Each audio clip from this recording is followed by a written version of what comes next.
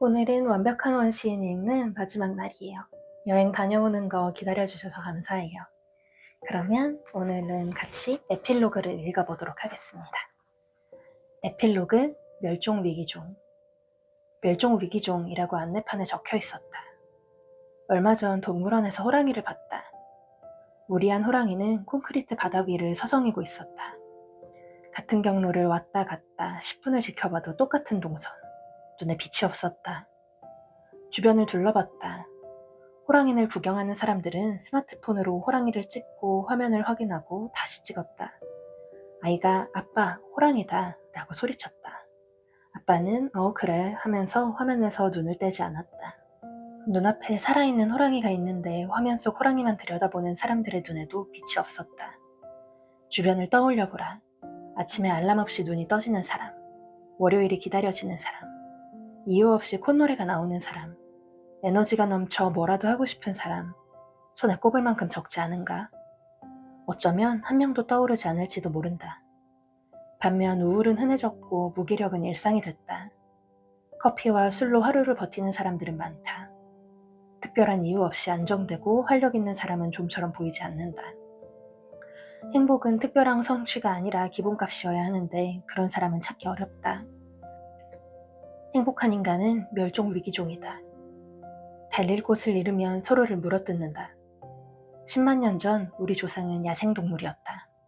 하루 20km를 걸었다.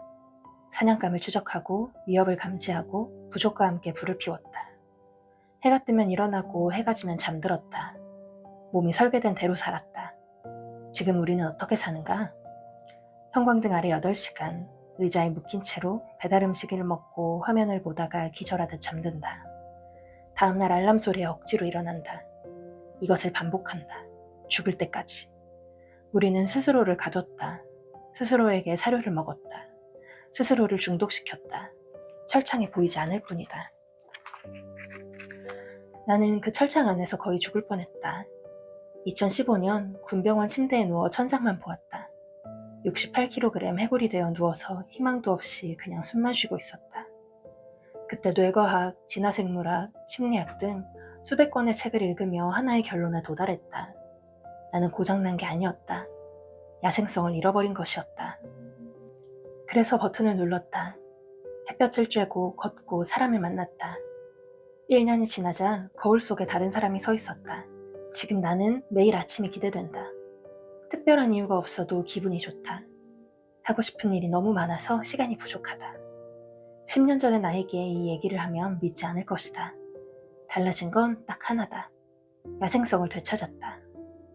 아파트에 갇힌 보더콜리가 달릴 곳을 잃고 소파를 물어뜯었듯 방향을 잃은 에너지는 결국 엉뚱한 곳을 파괴한다. 인간이 철장 속에 갇혀 제대로 버튼을 누르지 않아 엉뚱한 곳으로 에너지가 폭발해 나타난 증상이 바로 미움이다. 당신에게도 누군가 있을 것이다. 떠올리기만 해도 심장이 빨라지는 사람. 잠들기 전 문득 생각나서 잠을 설치게 만드는 사람. 그가 잘 되면 이유 없이 억울하고 잘 되지 않으면 어딘가 시원해지는 사람. 부당하게 해고한 상사, 뒤통수를 친 동업자, 배신한 친구, 외면한 가족, 떠난 연인. 새벽 3시에 그 사람이 생각나서 잠을 못 잔다. 샤워하다가 혼자 속으로 말싸움을 한다.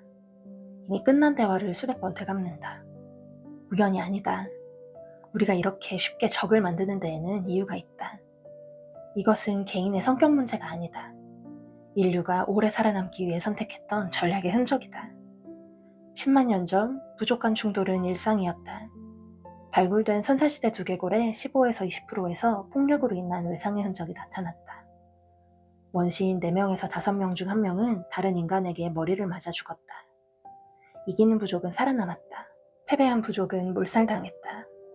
자연 선택은 전쟁을 잘하는 부족의 유전자를 남겼다.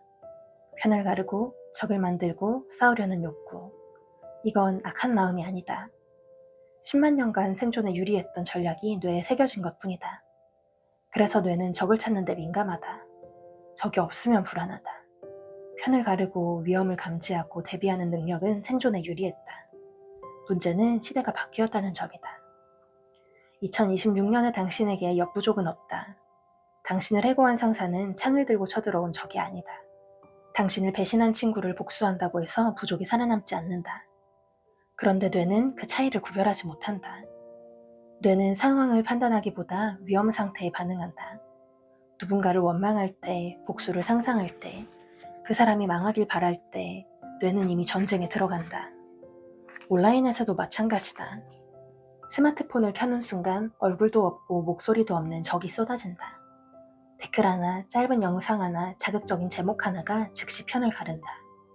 이것은 토론도 단순한 의견 차이도 아니다. 뇌는 이를 모두 전쟁 신호로 해석한다. 편도체가 활성화되고 코르티솔이 분비된다. 심장이 빨라지고 손에 땀이 난다. 안전한 방 안에 앉아있지만 몸은 10만 년 전 창을 들고 적과 마주한 상태와 다르지 않다. 현실에는 적이 없지만 당신의 뇌는 지금도 전쟁 중이다. 보더콜리가 소파를 물어뜯는다고 문제가 해결되던가? 아무것도 해결되지 않았다. 소파만 망가지고 보더콜리만 더 피폐해졌다. 미움도 마찬가지다.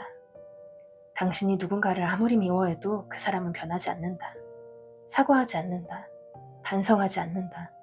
당신의 감정을 알아차리지도 못한다. 변하는 건 하나다. 당신의 뇌. 분노와 증오는 코르티솔을 분비한다. 편도체가 과민해진다. 해마가 축소된다. 전전두엽이 얇아진다. 분노도 쓰레기 도파민이다. 욕을 하면 잠깐 시원하다. 10분 뒤에는 공허하다. 그래서 더 극단적인 복수를 상상한다. 술이나 담배처럼 내성과 중독이 생긴다. 몇 년이고 원한을 품고 사는 게 이상한 일이 아니다. 그 끝을 본 사람들도 있다. 법정에서 이겼다. 그 사람이 망했다. 사과를 받았다. 그런데 시원하지 않더라고 말한다. 공허하더라고 말한다. 복수는 2개의 무덤을 판다는 말이 있다. 틀렸다. 복수는 1개의 무덤을 판다. 당신의 무덤을. 상대는 멀쩡히 살아있다. 그 안에서 당신의 뇌만 썩어간다. 당신은 승리한 게 아니다. 행복한 인간의 복원. 오해하지 마라. 나는 미워하지 말라고 설교하는 게 아니다. 그런 말은 교회나 절에서 충분히 들었을 것이다. 의지로 미움을 멈출 수 있었다면 인류 역사에서 전쟁은 진작 사라졌을 것이다. 내가 말하고 싶은 건 다르다. 버튼을 누르면 미워할 수가 없어진다. 도파민이 채워진 뇌는 적을 찾지 않는다. 세로토닌이 안정된 사람은 과거를 곱씹지 않는다. 의지로 참는 게 아니다. 뇌가 그렇게 작동하는 것이다. 보더콜리가 운동장에서 30분을 달린 후 소파를 물어뜯지 않듯이 물어뜯지 말아야지 라고 결심한 게 아니다. 물어뜯을 필요가 없어진 것이다. 버튼이 켜지면 나부터 평온해진다. 평온한 내가 가족에게 영향을 준다. 가족이 편안해지면 그들의 버튼도 켜지기 시작한다. 남과 싸울 일이 줄어든다. 이게 전파된다. 평화는 유엔 연설이 아니다. 평화는 버튼이 켜진 사람들이 늘어나는 것이다. 이건 누군가를 위한 희생이 아니다. 용서라는 거창한 미덕도 아니다. 그냥 내 완벽한 행복을 위한 것이다. 완벽한 원시인이 되면 자연스럽게 평화로워진다. 용서하려고 노력하는 게 아니다. 미워할 필요가 없어지는 것이다. 3만 년 전 어느 원시인이 동굴벽에 손바닥을 찍었다. 나는 여기 있었다. 그 손자국이 아직도 남아있다. 수만 년이 지났는데 당신은 무엇을 남길 것인가? 철창 안에서 서성이다 사라질 텐가? 아니면 당신 이후의 세상을 조금이라도 바꿀 것인가? 동물원에서 멸종위기종을 복원할 때 가장 먼저 하는 일이 있다. 건강한 개체를 하나 찾는 것이다. 그 한 마리가 번식해 새끼를 낳고 개체 수가 늘어난다. 복원은 언제나 한 마리에서 시작된다. 가축화된 세상에서 홀로 야생을 되찾은 당신이 선택하면 된다. 버튼은 이미 당신 안에 있다. 버튼을 누르기 시작했다면 그 한 마리다. 멸종위기종 행복한 인간의 복원 프로젝트가 당신에게서 시작된다. 이기심으로 이타적인 사람의 실험. 나는 이기적인 사람이다. 누군가가 행복해질 때 내 뇌가 쾌락을 느끼도록 타고난 사람일 뿐이다. 이기심으로 이타적일 뿐이다. 23세 철학과에 들어갔다. 23세 철학과에 들어갔다. 행복이 무엇인지 알고 싶었다. 철학은 질문을 날카롭게 만들었지만 답은 주지 않았다. 돈도 답이 아니었다. 군병원 침대에서 그 질문을 한번 내려놓았다가 다시 붙잡았다. 그 뒤로 거의 20년간 버튼을 실험했다. 과학 지식과 함께 내 몸을 실험체로 썼다. 버튼을 눌러보고 꺼보고 순서를 바꾸고 다시 조합했다. 어느 순간 깨달았다. 더 이상 완벽한 삶이 궁금하지 않다. 행복이 무엇인지, 어떻게 무너지는지, 어떻게 복원되는지 등 오랫동안 나를 붙잡고 있던 질문이 조용히 사라졌다. 어느새 나는 대부분의 버튼을 누르고 있었다. 어느 순간 완벽한 원시인이 되어 있었다. 사실 사업적 성취도, 역행자로 나를 알린 것도 모두 이 한 권에 이르기 위한 과정이었다. 나는 2019년 수십만 명이 본 영상에서 이렇게 말했다. 제가 하고 싶은 이야기는 사실 돈 이야기가 아니었어요. 행복의 기술에 관한 이야기였습니다. 조금만 기다려주세요. 그 말을 한 이후 7년이 지났다. 이제야 약속을 지킨다. 이렇게 완벽한 원시인 마무리해보도록 하겠습니다. 여러분은 어떻게 들으셨나요? 삶을 건강하게 만드는 다양한 원칙들 우리 한번 같이 만나봤는데요.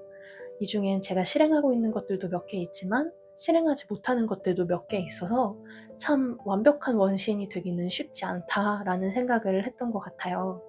그래도 다 같이 여기에서 소개했던 15개의 버튼들 열심히 눌러보면서 건강하고 완벽한 원시인, 그리고 조금 더 건강하고 완전한 현대인이 되도록 해봐요.